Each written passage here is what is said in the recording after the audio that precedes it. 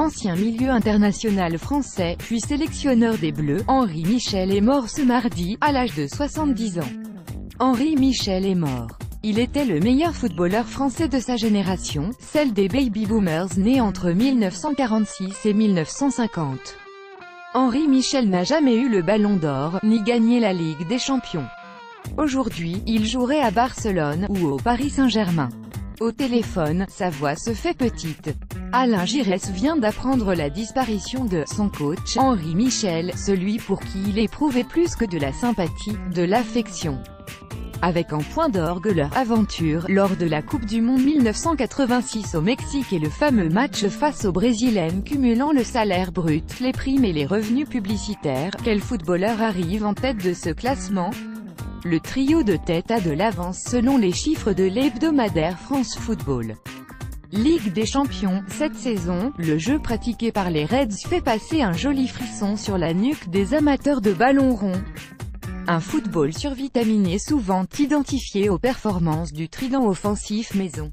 Si le dynamique trio aimant, à juste titre les regards, il ne doit pas faire oublier héros de l'une des plus belles soirées européennes de l'histoire de la Roma, le géant bosnien a démontré contre le Barça qu'il comptait encore, à 32 ans, parmi les meilleurs attaquants d'Europe.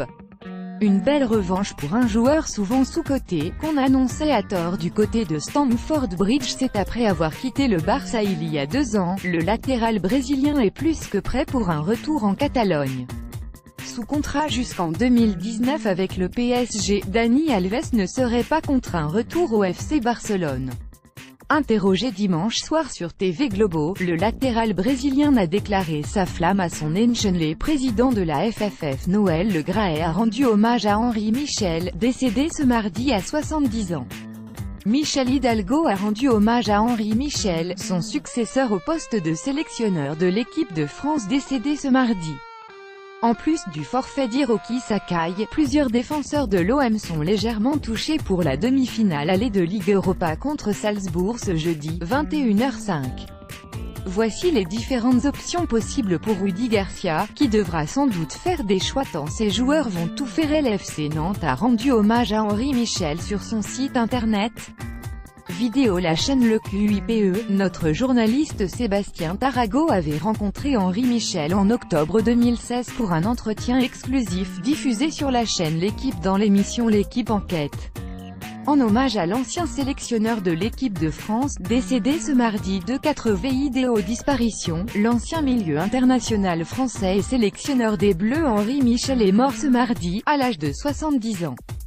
Le réalisateur Dan Scott a récemment publié le 2e épisode de NOIRBLANC, une série de vidéos tournées sans la moindre couleur. Le fort contraste sublime notre perception du surf.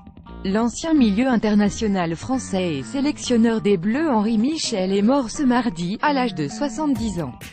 Cross, trail, piste, route. Les terrains de course à pied sont divers et variés.